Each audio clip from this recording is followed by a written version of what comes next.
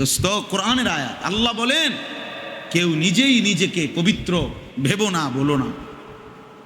তোমার সাফাই, তোমার ঢোল তুমি বাজাইও না, তোমার ঢোল তুমি বাজাইও না।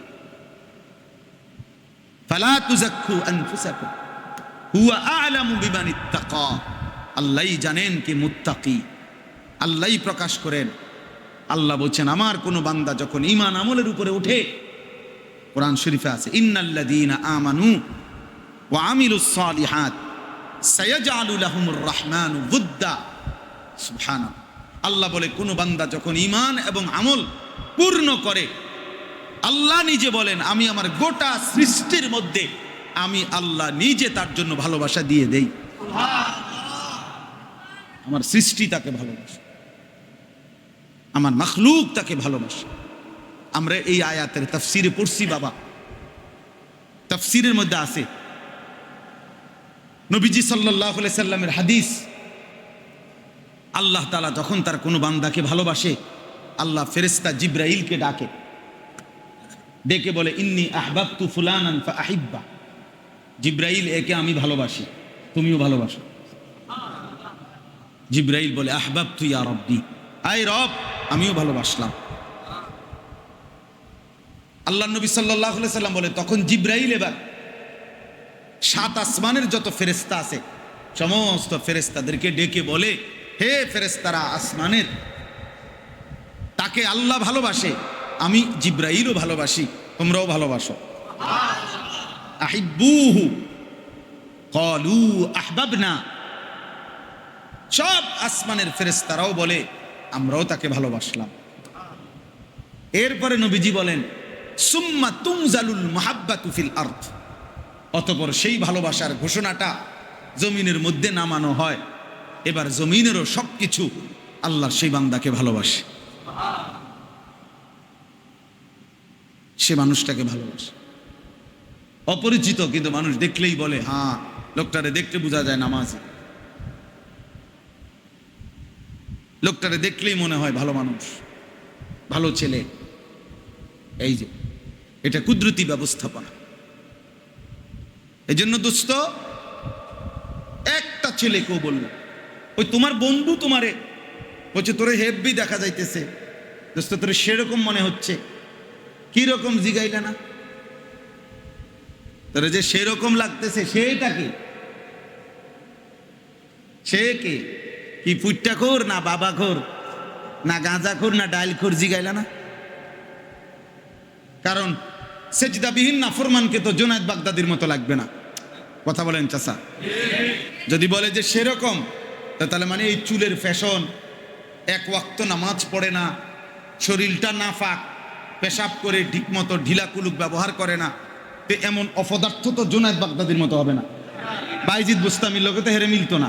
তো তাহলে সেরকম যে লাগ যে কইছে, সে তো নিশ্চিত কোনো ফুট্টাখোর বাবাখোর ছাড়া আর কিছু, কোনো না কোনো গাঁজাখোর ছাড়া, কোনো না কোনো মাতাল ছাড়া, কোনো না কোনো নেশাখোর ছাড়া আর কি। পৃথিবীর কোনো ভদ্র মানুষ, মার্জিত মানুষ, সে তো অপবিত্র থাকে না। সুস্থ স্বাভাবিক মানুষ তো কি থাকতে পারে না? অপবিত্র থাকতে পারে।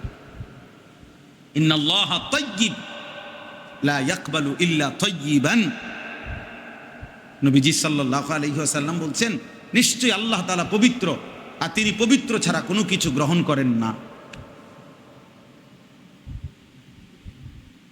গ্রহণ করেন না।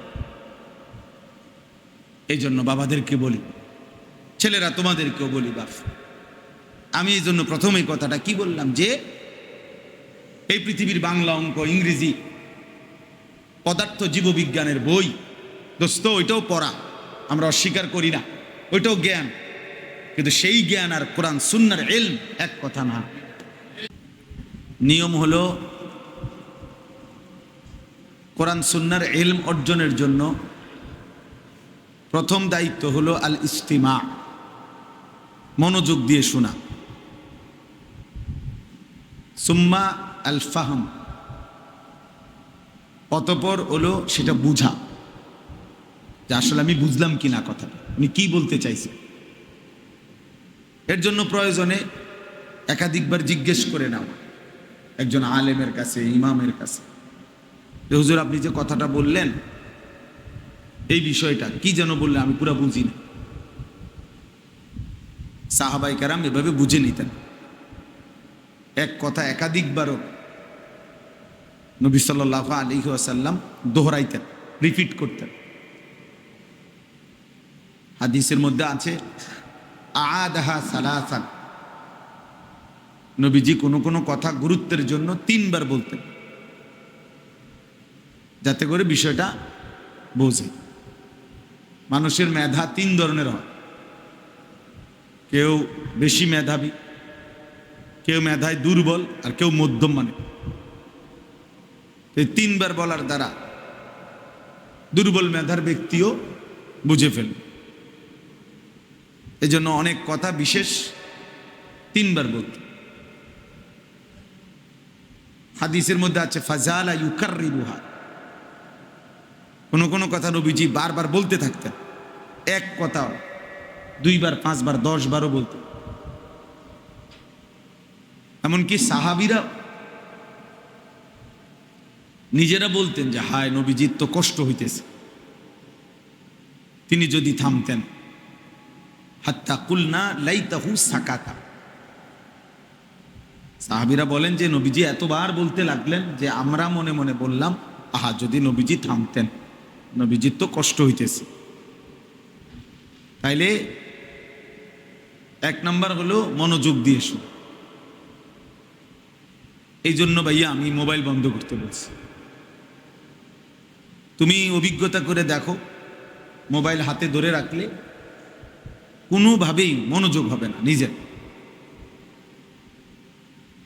মনোবিজ্ঞানীদের কথা হলো মানুষের অন্তর একসাথে 2 জিনিস ভাবে না, একই মুহূর্তে অন্তরে 2 কথার ভাবনা আসতে পারে না, সিস্টেম নেই, একটা সরাইয়া আর একটা আনতে। তো মোবাইল হাতে ধরে থাকলে সারাক্ষণ এটার কথা মনে পড়ে, উঠতেছে কিনা, বোঝা যাচ্ছে কিনা, সাউন্ড হইতেছে কিনা, ইত্যাদি ইত্যাদি। ফলে আর নিজের কলিজায় কিছু ঢোকে না।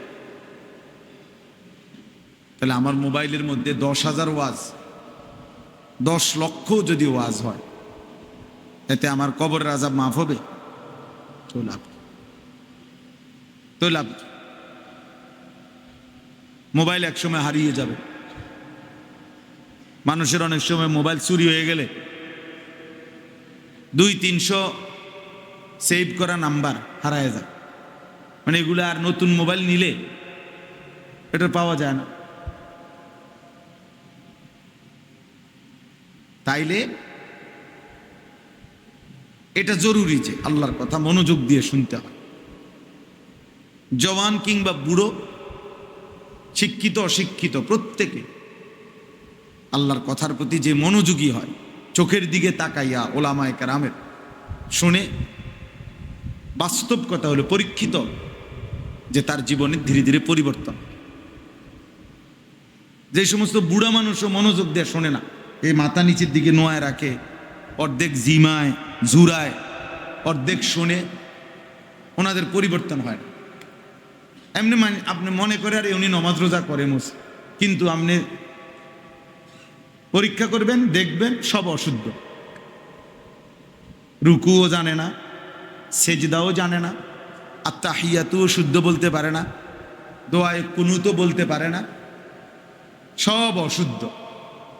আর অশুদ্ধ নামাজ, অশুদ্ধ সূরা কেরাত 1 কোটি বছরও যদি কেউ পড়ে হবে না, কোনো লাভ হবে না। কাবা শরীফের ছাদে উঠেও যদি পড়ে, ওই নামাজ আল্লাহর কাছে কবুল হবে না। হ্যাঁ হ্যাঁ, সাফ কথা। আমরা আমারটা বুঝে না ধরলে আরো ভালো হুজুরে জিগায়। কোন আমল আল্লাহর কাছে কবুল হওয়ার জন্য 2 জিনিস বাধ্যতামূলক। 1 নাম্বার হলো বিশুদ্ধ হতে হবে, 2 নাম্বার আল্লাহর জন্য হতে হবে, এটা জরুরি। 1 বিন্দু গায়রুল্লাহর জন্য হইলে ওই আমল কবুল হবে না।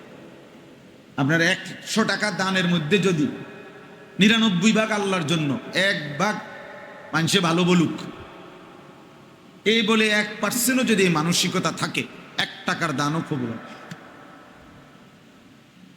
আনা আগনা শুরাকা বি,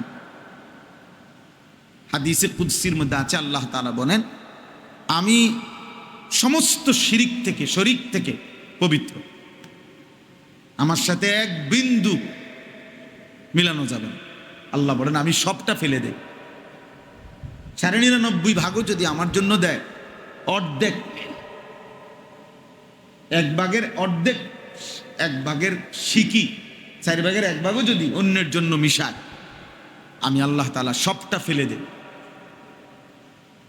হাদিস, বিশুদ্ধ হাদিস। আল্লাহর জন্য হইতে হবে, আর হলো বিশুদ্ধ হইতে হবে। এর বিশুদ্ধতার মাপকাঠি কি? সমস্ত কিতাবে আছে। আস-সাওয়াবু ইদা কানা আলা সুন্নাহ। আমাদের প্রিয় নবী সাল্লাল্লাহু আলাইহি ওয়াসাল্লাম ওনার সুন্নাত মোতাবেক, অর্থাৎ উনি যেভাবে শিখাইছেন, বলছেন, বুঝাইছেন, সাহাবায়ে কেরাম ওনার থেকে যেভাবে বর্ণনা করছেন, ওইভাবে যেটা হবে ওইটাই কেবল শুনবে। আপনি এবারে সামনের কাতারে নামাজ পড়েন আর ইমাম সাহেবের আগে পড়েন, সেটা দেখার বিষয়। আপনার তাব্বাতি আদা শুদ্ধ না, আপনার নামাজ হবে না। আপনার কুল হুয়াল্লাহু আহাদ এটা উচ্চারণ সহি না, আপনার নামাজ হবে না। আপনার আত্তাহিয়াতু এটা হা, আপনি আত্তাহিয়াতু লিল্লাহি ওয়াস সালাওয়াতু কইলে হবে। আত্তাহিয়াতু কোনো শব্দ না, শব্দ হলো সুবহানা রাব্বিয়াল আযীম। হা এটা সুবহা, সুব এখানে বার মধ্যে কলকলা হইতে হবে।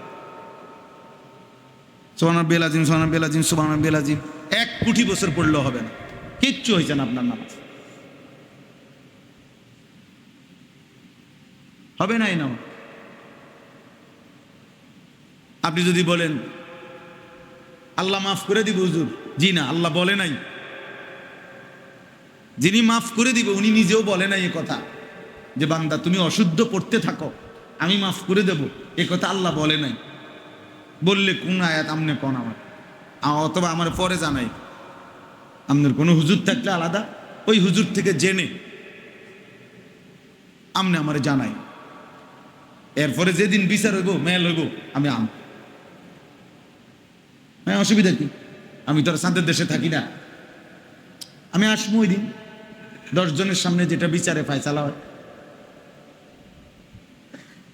আমার বিচার যা হয় তা হবে। আল্লাহ তাআলা এটা বলে, ফামান কানা ইয়ারজু লিকা রাব্বিহি ফালইআমাল আমালান সালিহা।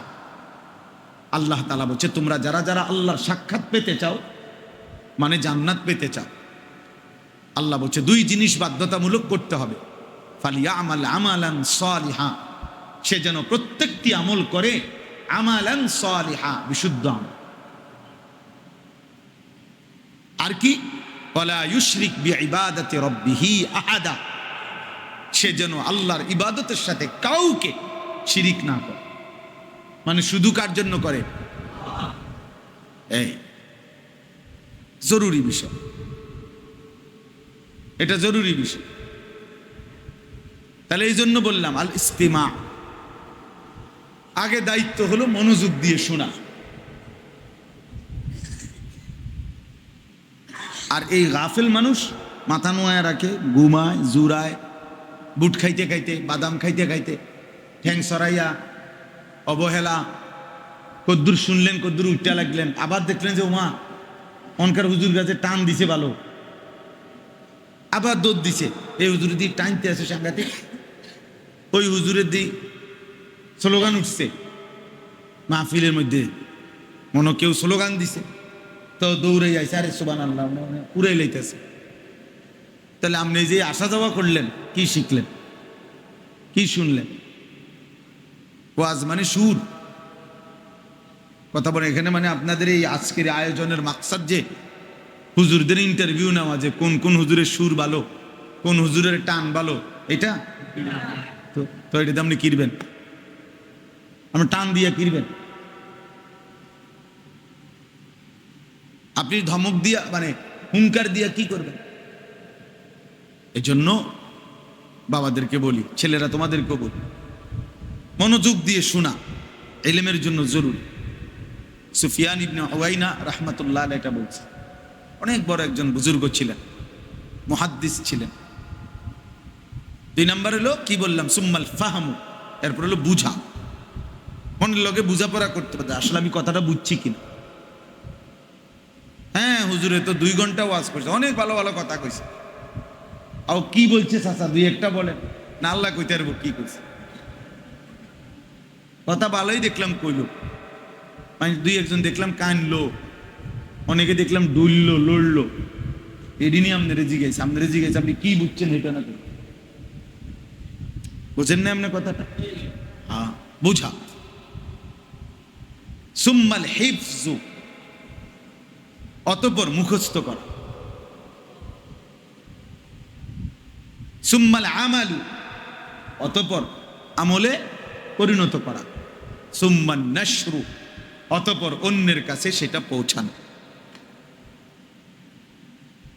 এই 5টা একত্র হইলে এটা ইলম। আসলেই আপনার কিছু অর্জন হয়েছে, আপনি কিছু বুঝছেন। 1 নাম্বার মনোযোগ দিয়ে শোনা, 2 নাম্বার বুঝা, 3 নাম্বার মুখস্থ করা, 3 নাম্বার আমল করা, কি করা, 4 নাম্বার অন্যের কাছে কি করা, পৌঁছা।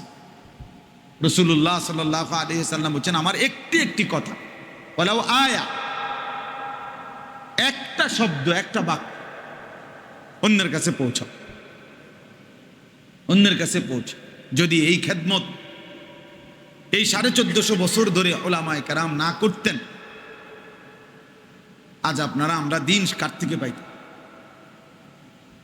মনে করেন আপনাদের এখানে গড় বয়স বা আমাদের এখানে সবচেয়ে মুরব্বী চাচা হবে খুব সম্ভব। চাচা আপনার বয়স কত? ধরেন 80, তাহলে চাচার বয়স ধরলাম আমরা 80, গড়ে এর নিচে আমরা সবাই। তাইলে যদি শ্রোতা হইল 80 বছরের নিচে সবাই, এখন বক্তা যদি থাকে ও 600 বছর আগের বক্তা, তো 600 বছর আগের হুজুর আপনি কই পাবেন? এখন এত লম্বা হায়াতওয়ালা হুজুর কই টাইম, বুঝেন নাই কথাটা? তাহলে যদি এই বয়সের কাছাকাছি হুজুর না থাকে জমিনে, আপনারা বুঝাইব কে? নূহ আলাইহিস সালাম আইয়া। হিসাবটা বুঝছেন? তাহলে প্রত্যেক যুগের যদি উলামায়ে কেরাম দিন না শিখত, কষ্ট না করত, তাহলে প্রতি যুগের ওই মানুষগুলো দিন কার থেকে পাইত? আল্লাহ তাআলার জন্য কুদরতি ব্যবস্থাপনা আল্লাহ করছে। কিছু মানুষ আছে যারা খাইয়া না খাইয়া, পেয়ে না পেয়ে, মূল্যায়ন অবমূল্যায়ন সব কিছুর পরেও কোরআন সুন্নাহর ইলমকে বুকে ধারণ করে উম্মতের কাছে বলতেছে। কখনো খাইতে পায়, কখনো খাইতে পায় না, কখনো কেউ মহব্বত করে, কখনো কেউ দুশ্মনীও করে, কখনো ভালোবাসে, কখনো বিরোধিতাও করে না? কিন্তু এরপরেও টিকে আছে। নবীজি সাল্লাল্লাহু আলাইহি ওয়াসাল্লাম বলছেন, হে মক্কার মানুষ, যদি তোমরা আমার ডান হাতে সূর্যও এনে দাও আর বাম হাতে চন্দ্র এনে দাও, আর আমাকে যদি বলো আল্লাহর কালেমার এই দাওয়াত ছেড়ে দিতে, খোদার কসম আমি ছাড়ব না। নবীজি, আমি একদিনের জন্য ছাড়ব না, হাত্তা উনাফিজাহা, আমি এটা জমিনে হয়ে প্রতিষ্ঠিত করব হবে, আও আমুতা, অথবা আমি মৃত্যুবরণ করে শাহাদাত বরণ করে আমার আল্লাহর কাছে ফিরে চলে যাব। যেখান থেকে আসছি সেখানেই কি চলে। এই জন্য নওজোয়ান তোমাদেরকেও বলি, বাবা সবাই মিলে যদি ইসলামকে প্রত্যাখ্যান করো, তো মনে করো না বাপ তোমাদের কারো জন্য ইসলাম আটকাবে না, কারো জন্য। প্রয়োজন পরিমাণ মোমেন আল্লাহর দ্বীনের জন্য যারা লড়বে, জান দেবে, ইলম চর্চা করবে, কোরআন সুন্নাহর ইলম বুকে ধরে রাখবে, আল্লাহ পাকের সমস্ত ইবাদত পালন করবে, এটা আল্লাহ তাআলার যে পরিমাণ চাওয়া, যে পরিমাণ চাহিদা আল্লাহর, ওই পরিমাণ ইমানদার মুমিন, খোদার কসম আল্লাহ জমিনে আল্লাহর ওয়াদা, আল্লাহ বলেন যে আমি সব সময় রাখবো, সব সময় থাকবো। তুমি মনে করো না তোমার মতো আঙ্গাল কাঙ্গালের লাগা আমি আল্লাহর দিন আটকায় যাব। তোমার মতো বন খাওয়াই না বিড়ি খাওয়ানোর লাগা, বিড়ি খাওয়ানোর লাগা ইসলাম ঠেকা পড়ে যাবে। না না, তোর বেটা সার বেটা, তুই নারী দেখ বেটা, তুই ছবি দেখ সারা রাত বেটা। তোমার মতো অপদার্থ ছাড়াও ইসলাম টিকবে, কিন্তু তুমি টিকবা না। একদিন কবরে তুমি দেখবা, একদিন পৃথিবীতেই তুমি দেখবা তোমার কেউ 2 পয়সার মূল্য দেয় না। কোন নাফরমান, কোন পাপী, কোন অসৎ চরিত্রের মানুষকে এই পৃথিবীর মানুষ ইজ্জত করে না। দিলের ভালোবাসা, সম্মান, মহব্বত সে পায় না। মহব্বত শব্দে না, মহব্বত আরবি একটি শব্দ, এটা বলাই হয় মাইলানুল কলব, অন্তর কারো প্রতি ঝুঁকে পড়া। তাহলে মহব্বত, ভালোবাসা এই বিষয়টাই অন্তরের কাজ, এটা হাতের না, জবানের না, এটা কিসের? দিলের, দিলের বিষয়। মহব্বত কিসের বিষয়? দিলের বিষয়। তাহলে মুখে না আপনার জি স্যার, জি জি জি জি, কলিজাটা না দেখেন। আমি নিজে দেখছি একবার এক লোকের সামনে তার অফিসের কর্মচারী 5 মিনিটের মধ্যে মনে 50 বার বলছে তারে জি স্যার, জি স্যার, জি জি জি জি জি স্যার, জি জি আপনি যেটা বলছেন জি স্যার, এটাই হবে, জি স্যার। মানে একটা শব্দের লগে 3 বার করে বলছে জি স্যার। যখনই গেছে ওই বস সরে গেছে, আমি বসা, ওই লোক কইতেছে হুজুর মন্ডা চাইছে ফাঁসাতে একটা লাত্তি দিই। আমি বললাম আস্তাগফিরুল্লাহ, আপনি এতক্ষণ দেখলাম জি স্যার, জি স্যার কইয়া ফেনা উঠে এলেন, এখন বলতেছেন ফাঁসাত লাত্তি দিতে মন চাইছে। তখন সে বলছে হুজুর জানেন না কাট্টা সুদখোর, এই শব্দটা কাট্টা কি? তাহলে কি খবর কুটিপতি, তোর কর্মচারী তোরে ইজ্জত দিল না অপমান করলো? তুমি যারে বেতন দাও সেও তো তোমারে ভালোবাসেন, বাকিরা কোথা থেকে ভালোবাসবে বলে? এজন্য কোনো চরিত্রহীন ছেলে কারো কাছে সম্মান পায় না। সে এজন্য পাগলের মতো, তার সিরার মতো, প্রতিবন্ধীর মতো নিজের সাথেই নিজে হাসে। এখনকার ছেলেরা দেখবে মূল কারণ এটা, এই সমাজের কেউ যে তার দিকে আন্তরিকতার কারণে তাকায় না, এই কারণে নিজের ছবি নিজে উঠায়, নিজেই হাসে, নিজের চুলের ফ্যাশন নিজেই, নিজেই পা আলগি দেয়, নিজেই হাত আলগি দেয়। মানে যে নিজের সাথে নিজে যে হাসে, নিজের সাথে যে নিজে মজা, এ তো প্রতিবন্ধী, এ পাগল, এ তার সিরা।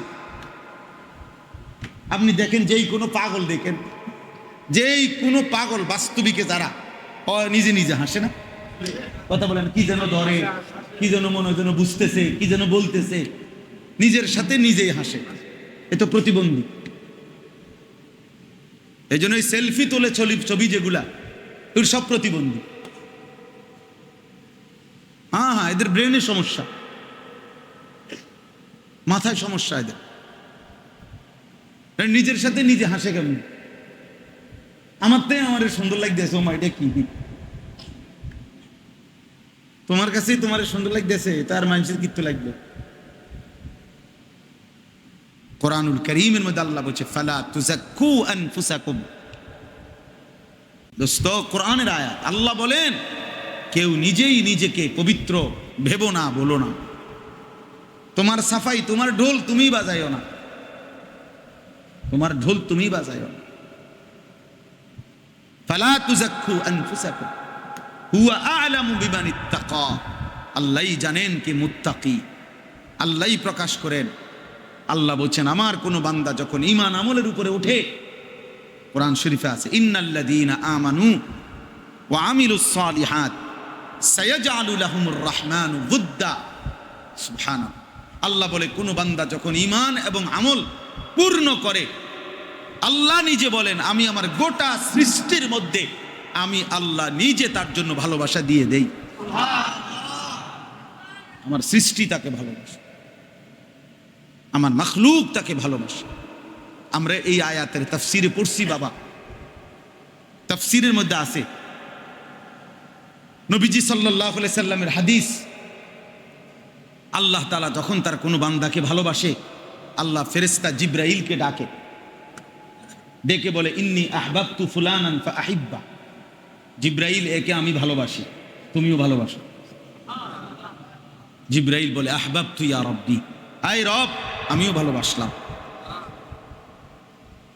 আল্লাহ নবী সাল্লাল্লাহু আলাইহি সাল্লাম বলে, তখন জিবরাইল এবার 7 আসমানের যত ফেরেশতা আছে সমস্ত ফেরেশতাদেরকে ডেকে বলে, হে ফেরেশতারা আসমানের, তাকে আল্লাহ ভালোবাসে, আমি জিবরাইলও ভালোবাসি, তোমরাও ভালোবাসো। আহিব্বুহু ক্বালু আহবাবনা, সব আসমানের ফেরেশতারাও বলে আমরাও তাকে ভালোবাসলাম। এরপরে নবীজি বলেন সুম্মা তুনজালুল মুহাব্বাতু ফিল আরদ, অতঃপর সেই ভালোবাসার ঘোষণাটা জমিনের মধ্যে নামানো হয়। এবার জমিনেরও সবকিছু আল্লাহর সেই বান্দাকে ভালোবাসে, সে মানুষটাকে ভালোবাসে। অপরিচিত কিন্তু মানুষ দেখলেই বলে, হ্যাঁ লোকটারে দেখতে বোঝা যায় নামাজি, লোকটারে দেখলেই মনে হয় ভালো মানুষ, ভালো ছেলে। এই যে এটা কুদরতি ব্যবস্থাপনা। এই জন্য দোস্ত, একটা ছেলে কেউ বলল, ওই তোমার বন্ধু তোমারে বলছে তোরে হেব্বি দেখা যাইতেছে, দোস্ত তোরে সেরকম মনে হচ্ছে, কি রকম জিগাইলা না, তোরে যে সেরকম লাগতেছে সেটা কি, সে কে, কি পুট্টাখোর না বাবাখোর না গাঁজাখোর না ডাইলখোর, জিগাইলা না? কারণ সেজদাবিহীন নাফরমানকে তো জুনায়েদ বাগদাদির মতো লাগবে না। কথা বলেন চাচা? যদি বলে যে সেরকম, তাহলে মানে এই চুলের ফ্যাশন, এক ওয়াক্ত নামাজ পড়ে না, শরীরটা নাফাক, পেশাব করে ঠিক মতো ঢিলা কুলুক ব্যবহার করে না, তো এমন অপদার্থ তো জুনায়েদ বাগদাদির মতো হবে না, বাইজিদ বুস্তামির লোকে তো হেরে মিলতো না। তো তাহলে সেরকম যে লাইক যে কইছে, সে তো নিশ্চিত কোনো ফুট্টাখোর বাবাখোর ছাড়া আর কিছু, কোনো না কোনো গাঁজাখোর ছাড়া, কোনো না কোনো মাতাল ছাড়া, কোনো না কোনো নেশাখোর ছাড়া আর কি। পৃথিবীর কোনো ভদ্র মানুষ, মার্জিত মানুষ, সে তো অপবিত্র থাকে না। সুস্থ স্বাভাবিক মানুষ তো কি থাকতে পারে না, অপবিত্র থাকতে পারে। ইন্নাল্লাহা তাইয়্যিব লা ইয়াকবালু ইল্লা তাইয়্যিবান, নবীজি সাল্লাল্লাহু আলাইহি ওয়াসাল্লাম বলছেন, নিশ্চয়ই আল্লাহ তাআলা পবিত্র, আর তিনি পবিত্র ছাড়া কোনো কিছু গ্রহণ করেন না, গ্রহণ করেন না। এই জন্য বাবাদেরকে বলি, ছেলেরা তোমাদেরকেও বলি, বাপ, আমি এই জন্য প্রথমেই কথাটা কি বললাম, যে এই পৃথিবীর বাংলা, অঙ্ক, ইংরেজি, পদার্থ জীববিজ্ঞানের বই দোস্ত, ওইটাও পড়া, আমরা অস্বীকার করি না, ওইটাও জ্ঞান, কিন্তু সেই জ্ঞান আর কোরআন সুন্নাহর ইলম এক কথা না। একেবারে একটা প্রকাশ্য বাহ্যিক পার্থক্য হইল, অনেক পার্থক্য তো আছেই, সারা রাত বলা যাবে ইনশাআল্লাহ, কিন্তু একটা বাহ্যিক পার্থক্য হইল ওই সবগুলো ক্লাস 1 থেকে মাস্টার্স পর্যন্ত, নার্সারি থেকে মাস্টার্স পর্যন্ত, ওই সবগুলো পড়ার জন্য কোনো অজু পবিত্রতা জরুরি নাই। কিন্তু আমাদের মক্তবের আলিফ বা তাসা থেকে শুরু করে দাওরায়ে হাদিসের পর্যন্ত, সর্বোচ্চ মাস্টার্স পর্যন্ত আমাদের মাদ্রাসার কোরআন সুন্নাত প্রত্যেক ক্লাসে, প্রত্যেক পড়ায় অজু করা, পবিত্র থাকা বাধ্যতামূলক। এজন্য আমরা মক্তবের বাচ্চারও অজু করাই, আর একবারে বড় টাইটেল ফরে যায় বেড়া, বেড়ারও কি করাই, আমাদের আলিফ বা তাসার জন্য কি লাগে, অজু লাগে। এটা ইলম, কোরআন সুন্নাহর কি ইলম।